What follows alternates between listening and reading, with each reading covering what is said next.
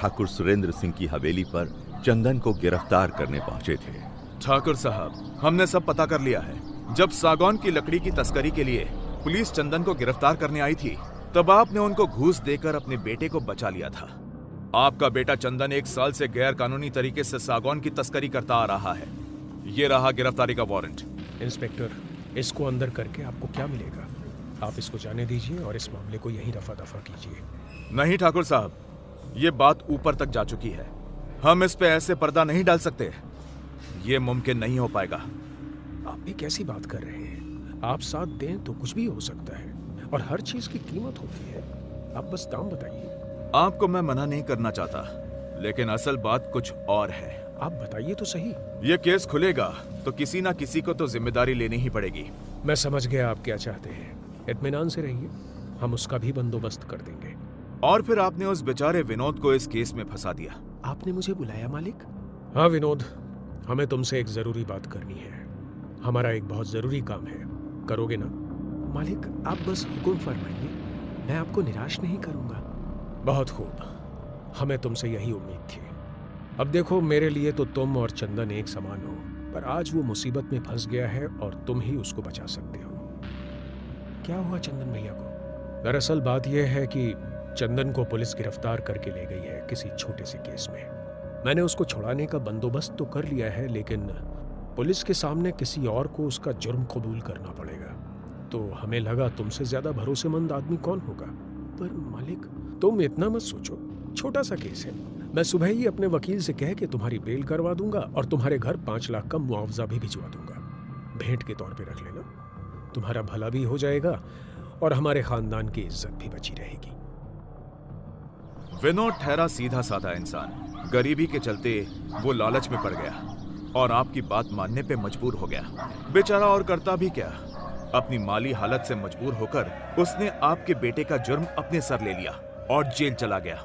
आपने उसे जेल से छूट के वापस नौकरी पे रखने का वादा किया था, लेकिन आपने अपनी जुबान नहीं रखी। ना तो उसके घर पर वो रुपए भिजवाए, ना ही उसके माँ बाप की खोज खबर ली। 3 साल तक वो गांव वालों की जिल्लत और गरीबी की मार खाते रहे। जब विनोद 3 साल बाद जेल से छूटा और उसे ये सब पता चला, वो सीधा आपकी हवेली पे आ धमका। मालिक, विनोद तुम? मालिक, बाबूजी की तबीयत बहुत खराब है, उनका तुरंत इलाज करवाना पड़ेगा, हमारा पैसा दे दीजिए।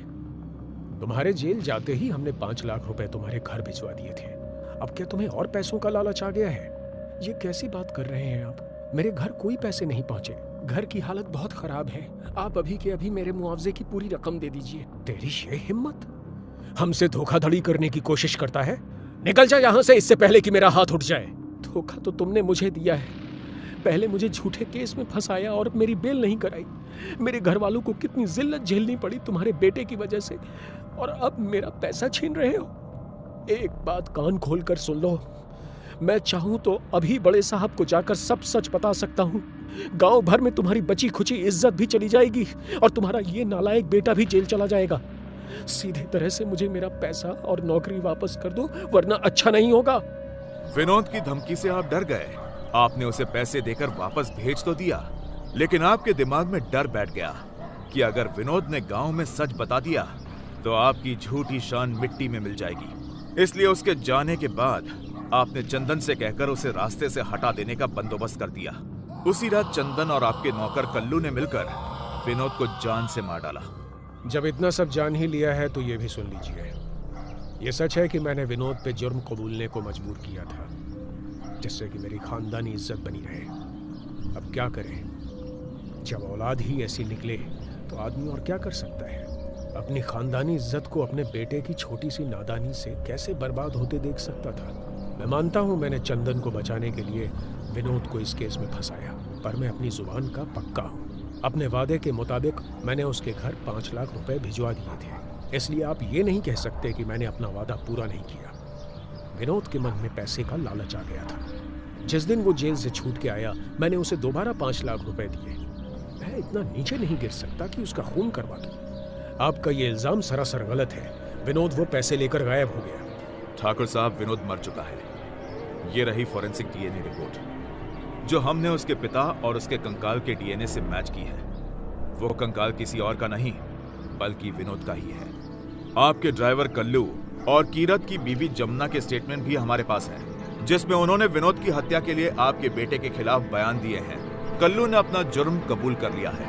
ठाकुर साहब ये सब सुन के हताश होकर बैठ जाते हैं। साठे, कुछ लोगों की टीम को तुरंत शहर भेजो और चंदन को गिरफ्तार कर सीधे थाने लाओ। जी साहब। ठाकुर साहब, अब तक आप चंदन को कई बार बचा चुके हैं, लेकिन अब अगर आपने कुछ ऐसा किया तो मुझे आपको भी गिरफ्तार करना पड़ेगा। अगर चंदन यहां आए तो बेहतर यही होगा कि आप उसे पुलिस के हवाले कर दीजिए। उधर इंस्पेक्टर विजय के केबिन में। सर, उस कंकाल की गुत्थी तो सुलझ गई, अब बस ज्योति का पता लगाना है। कुछ सवाल अभी भी अनसुलझे हैं। विनोद के फॉरेंसिक रिपोर्ट में 2 तरह की मिट्टी क्यों पाई गई?